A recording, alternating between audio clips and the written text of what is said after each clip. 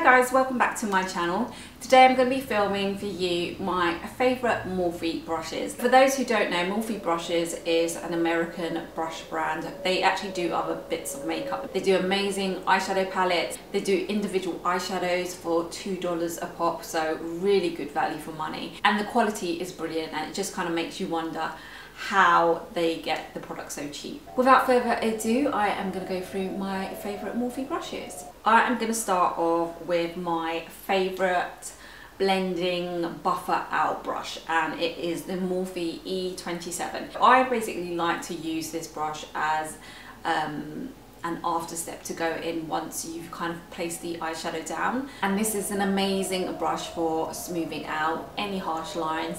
It will ensure that you have a seamless application, and I think this is basically a staple kind of brush in everyone's kind of kit, whether you're a newbie or whether you're a professional makeup artist. Moving on to another eye brush, but something slightly more different. This is the Morphe E36 brush, and probably the best pencil brush in the world. It is quite unique, I feel, because it's a pencil brush in the sense that it's quite small, it's shaped kind of like a pencil, and it does that function where it blends eyeshadow in quite precisely. But this is also quite fluffy and quite long in length in terms of the hair, so I feel like it does such a great job in not only applying eyeshadow really precisely, but also kind of really softly blending that out, so it's gives quite a diffused look.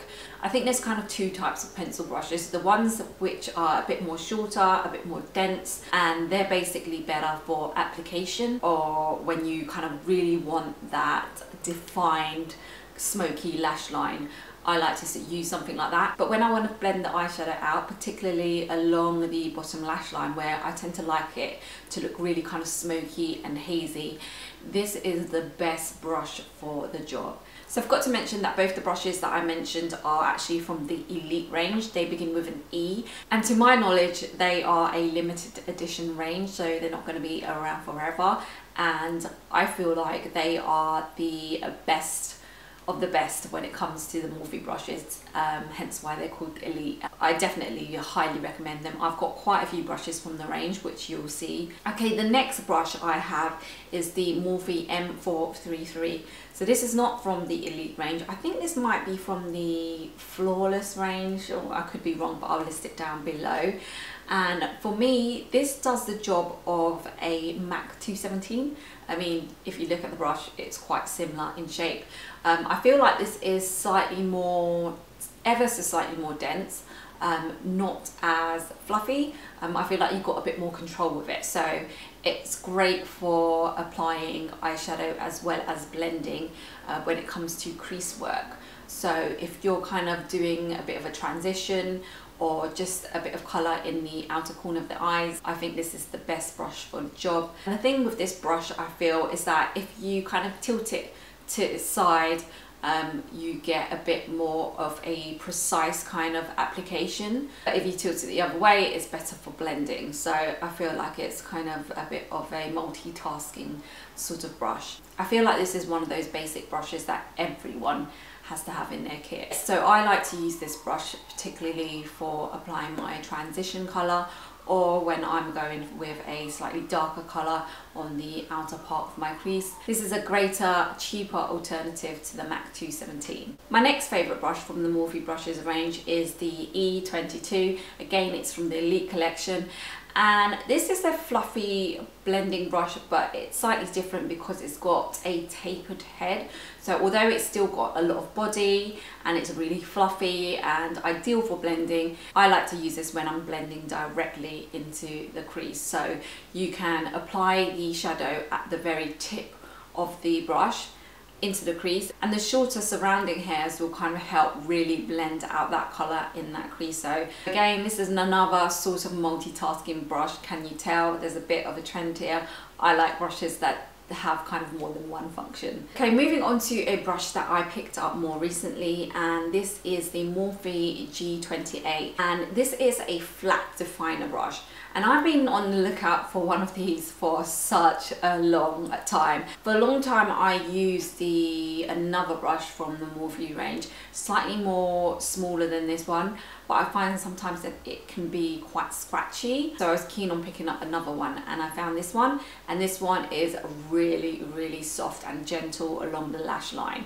And because it's so really thin and flat, you can really get that precise line. So I like to use this to kind of line my bottom lash line to get that really defined lash line, and this does the job perfectly.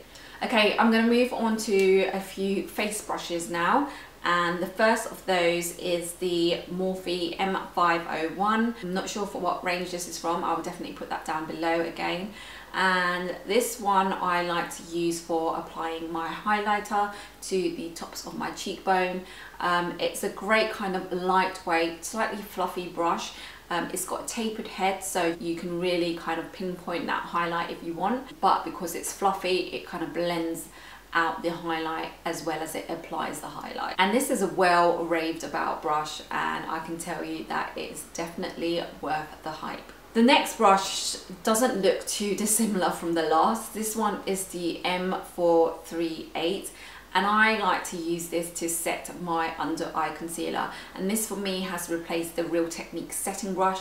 I used to use that brush religiously to set my under eyes because it's quite small, but this one, because it's got that long kind of really tapered head, you can really get into that corner of the eye area, and I think it's the perfect shape to get into that kind of area below the eyes where you want to highlight. And it's really, really soft and quite flexible as well. It just does such an amazing job, and this has totally replaced my Real Techniques one, and I think this is one of my favorite Morphe brushes ever. Then moving on to another holy grail brush, and it is the Morphe G2. This is also from the Gunmetal range, and as you can see, it's got a very tapered head. And this brush I like to use for blending out concealer. So these two basically go hand in hand. This one is for blending out the concealer, and this one is for setting. And this one for me has replaced the Sigma F86 brush, I believe. I was using the Sigma F86 for quite a while, applying the under eye kind of concealer and highlight in that typical triangle. And it's a great brush. I think it does the job. It really kind of mops up any excess product as well, which is what I like, because I don't really like too much product under the eye area. But when I tried this, I don't know why, it's just so much better. I think the shape is much better. It's much more smaller. I feel like it fits the contours of my face a lot better than the Sigma F86. And I also feel like it does a better job at absorbing any excess product as well. I tend to blend the product in much quicker with this brush compared to the Sigma one. So this one is a holy grail, and one that many should consider if they're interested in getting a brush for applying under eye concealer. And I also actually use this, as you probably would have seen in my many tutorials, I actually use this for blending out concealer around the rest of my face. So it also kind of fits nicely around the contours of the nose, as you can see me demonstrate. And yeah, I just like to kind of pounce and pat the concealer in, and I think it's great. And I also think it's great to kind of get in the kind of area between your kind of brows, because I like to kind of highlight the center of my forehead, but I do that after I've done my brows, so it's not always practical because you can easily mess up your brows.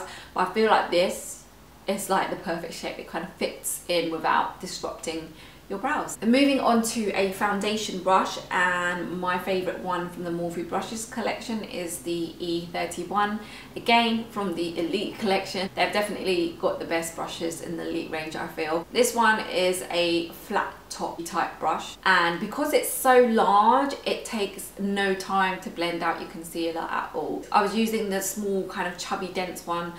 I can't remember the number at the top of my head, but I was using that for a long time, and it is good. for if you want more of a fuller coverage application, whereas this one, if you're after that kind of sheer, lightweight, natural sort of finish, then this is the perfect brush. I mean, yeah, look, it's so big that you can see it takes no time to kind of blend all that foundation in. So yes, and it's really, really soft as well, so it feels really, really nice. Moving on to the brush I like to apply my bronzer with, and it is the E2, again from the Elite range. And this is a really nice powder brush. I tend to use this more as a bronzer, but sometimes I do use it to powder because it is a kind of nice size to get around the face. It's just really soft and it's really fluffy. For me, it's just a nice size to kind of bronze with. Because I've got quite a large round face, I kind of want a larger brush to get around my face more quicker, and I feel like this kind of does the job. And it's really soft and fluffy, so you get a nice kind of light, even application, as opposed to something that's quite maybe dense and can leave things looking a bit patchy or blotchy. I feel like this gives a really nice bronzer application. However, I do have another favourite bronzer brush, and it depends on what product you're using. This is a brush to use if you really want your bronzer to show. Whereas if you're using a highly pigmented product, for example, the Hourglass Ambient Bronzing Powder, I think it's called, that is really, really pigmented, and there's a lot of fallout as well in the product. So I like to use something like this, and this is the Morphe Mb5. And because it's a kind of duo fibre brush, it picks up the right amount of product, not too much, and it applies the product quite sheerly, so you can just build it up to the coverage that you want or the kind of level of pigmentation that you want without going overboard. I find that with this brush, if I apply the Hourglass Ambient Bronzing Powder to my face using this, it can get really dark really quickly.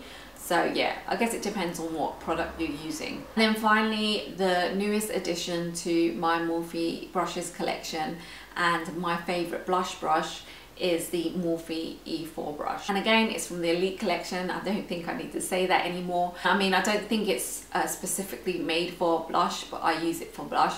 I think it would actually make a nice brush to contour with because of that angle. You can really get into your kind of hollows of your cheekbones, but I like to kind of brush it back onto the apples of my cheek. Since I've got it, I've been using it non-stop as my blush brush, and it's definitely become a favourite.